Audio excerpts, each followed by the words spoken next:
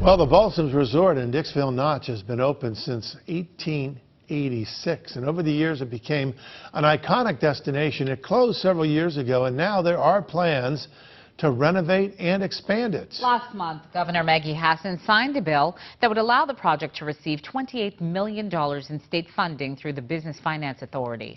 The developers say if all goes to plan, work could begin this year. WMUR's Kristen Carosa has the story from the North Country.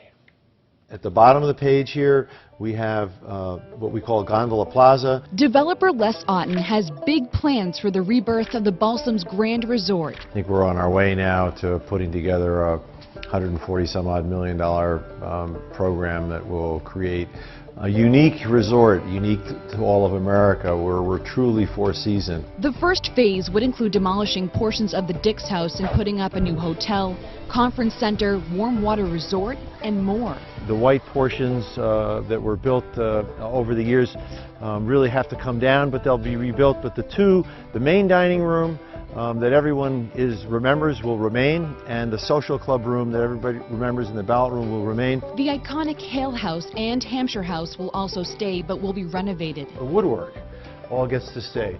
The mahogany, it's amazing. I mean, this is like, this stuff is 116 years old, and it's in perfect condition. The plans also call for a large ski area on the property, something that Otten says will be one of a kind. The style of the terrain, the variety of it, the type of trees, and its orientation is the best that you could find in the east of the United States. The state still needs to approve parts of this project. The Department of Environmental Services must give its okay before water can be pumped from the Androscoggin River for snowmaking. Having water from the Androscoggin River is an integral part of being able to run the resort. It's a request that has local environmentalists asking questions. We don't think that this is an unsolvable problem, but it does need to be addressed properly. Kenneth Kimball works for the Appalachian Mountain Club. He's not opposed to this project, but believes the timing and the amount of water that could be used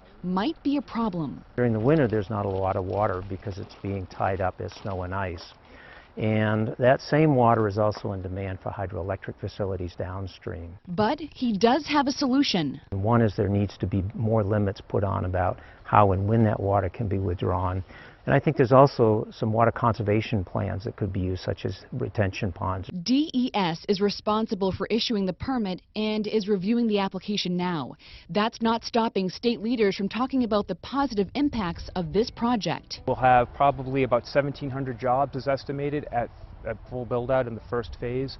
And that'll start right away with good construction jobs here in the next year. Jeff Rose, the commissioner of the Department of Resources and Economic Development, says this is a much-needed investment in the North Country. Not only through rooms and meals taxes, which it's estimated to bring in multi-millions of dollars right out of the gate, but also in terms of real estate transfer tax and bringing other people to the state with, for travel and tourism and recreation. That's going to benefit the state in ways that are far beyond just Colebrook and the North Country, but really the entire state. In Dixville Notch, Kristen Carosa, WMUR News 9.